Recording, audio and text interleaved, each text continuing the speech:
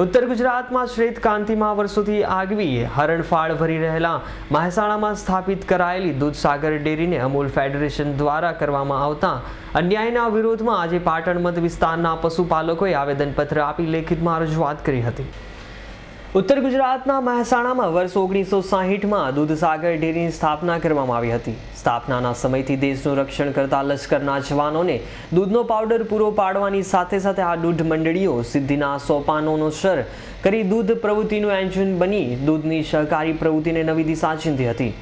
એટલું જ નહીં, આ દૂધ મંડળીએ દિલ્હીના બજારમાં પગપેસારો કરવા તનતોડ મહેનત કરી ગુણવત્તાસભર દૂધ અને આઈસ્ક્રીમનો જથ્થો પૂરો પાડી પોતાનું નામ આગવી હરોળમાં મૂકી દીધું હતું।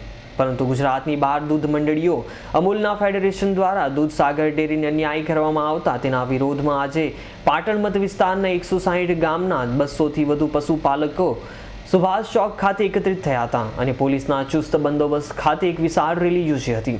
આ રેલીમાં પશુપાલકોએ પોતાના હાથમાં દૂધસાગર ડેરી પ્રત્યે કિન્નાખોરી બંધ કરો, ખોટી પોલીસ ફરિયાદ પાછી ખેંચો જેવા વિવિધ બેનરો સાથે પશુપાલકોની રેલી મામલતદાર કચેરી ખાતે આવી પહોંચી હતી, જ્યાં ફેડરેશન વિરુદ્ધ પશુપાલકોએ સૂત્રોચ્ચાર પુકારી મામલતદાર ગામતીઓને આવેદનપત્ર આપી રજૂઆત કરી હતી। આવેદનપત્રમાં દૂધસાગર ડેરીના કરાતા અન્યાય બાબતે ખાસ કરીને બનાસ ડેરીની ભલામણથી દાંતીવાડા ડેરી સાયન્સ કોલેજને અમૂલ ફેડરેશન દ્વારા ₹5 કરોડની સહાય કરવામાં આવી હતી, જે દૂધસાગર ડેરીને હજુ સુધી મળી નથી।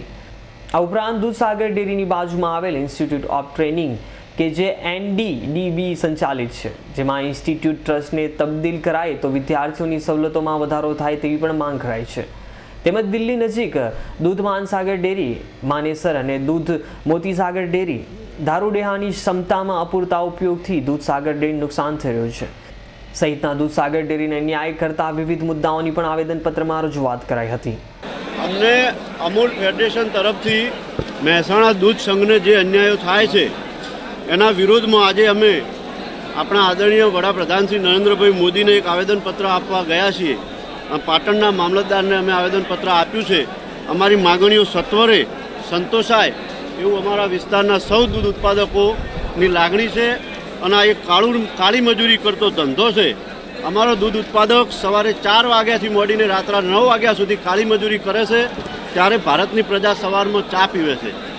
એટલે આ ધંધામાં અન્યાયરૂપ ન થવું જોઈએ અને અમારા સંઘને પૂરતો સહયોગ અમૂલ ફેડરેશન તરફથી મળી રહે એ માટેની માગણીઓ અમે આજે આવેદનપત્ર દ્વારા રજૂઆત કરી છે।